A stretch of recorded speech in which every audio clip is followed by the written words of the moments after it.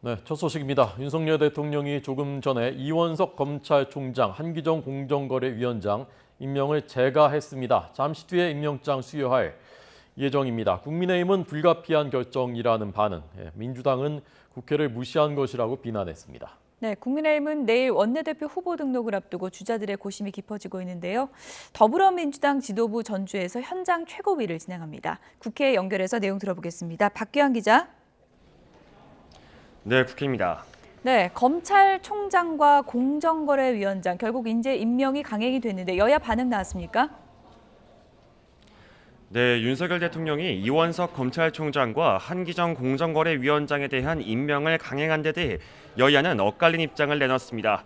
먼저 국민의힘 박정하 대변인은 그동안 민주당이 말도 안 되는 것으로 시비를 걸었던 거라며 정부가 빨리 일하게 해줘야 하는데 야당이 사사건건 발목을 잡아 제대로 출범하지 못했다고 설명했습니다. 그러면서 이로 인한 공백이 너무 큰 만큼 임명 강행은 불가피한 결정이라고 주장했습니다. 민주당은 국회 무시 전략이라며 강하게 반발했는데요. 민주당 김의겸 대변인은 검찰을 이용한 사정정국 돌파가 계속되는 가운데 이를 완성하겠다는 뜻으로 보인다고 비판했습니다. 또 야당의 지적을 무시하고 잘못된 인사를 강행하는 모습이 되풀이됐다며 인사 참사가 반복됐다고 지적했습니다. 네, 자 여당 국민의힘 원내사령탑 원내대표 선거를 치르게 될 것 같은데 지금 상황 어떻습니까? 네, 국민의힘은 권성동 원내대표가 사퇴 의사를 밝힌 뒤 후임 선출을 위한 작업에 속도를 내고 있습니다. 어제 이용호 의원이 출마 선언을 하면서 주호영 의원을 단독 추대하는 방안은 사실상 물 건너갔습니다.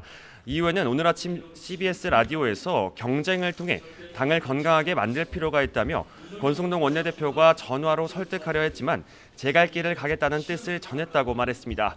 또 추대하는 방안은 윤석열 대통령의 뜻이 아니라며 원내대표 선출에 대해 윤심은 특별히 없다고 설명했습니다. 이 의원에 이어 조혜진, 박대출 의원 등도 출마를 거듭 고심하는 것으로 알려진 가운데 추대론이 나왔던 주호영 의원이 직접 경쟁에 뛰어들지도 주목됩니다.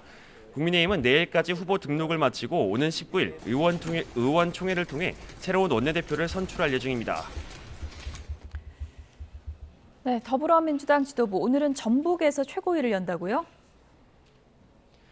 네, 그렇습니다. 이재명 대표 등 민주당 지도부는 오늘 전북 전주에서 최고위원회를 진행합니다. 지난주 광주에 이어서 두 번째 현장 최고위인데요. 오늘은 특히 최근 강조해온 쌀값 안정화 방안에 대해 무게를 실을 예정입니다. 어제 민주당이 농해수위 소위에서 쌀 시장 격리 의무화 방안을 단독 처리했습니다. 오늘도 최고위를 마친 뒤 직접 미국 처리장을 방문하고 농업단체와 만나면서 시장 격리 필요성을 강조할 것으로 보입니다.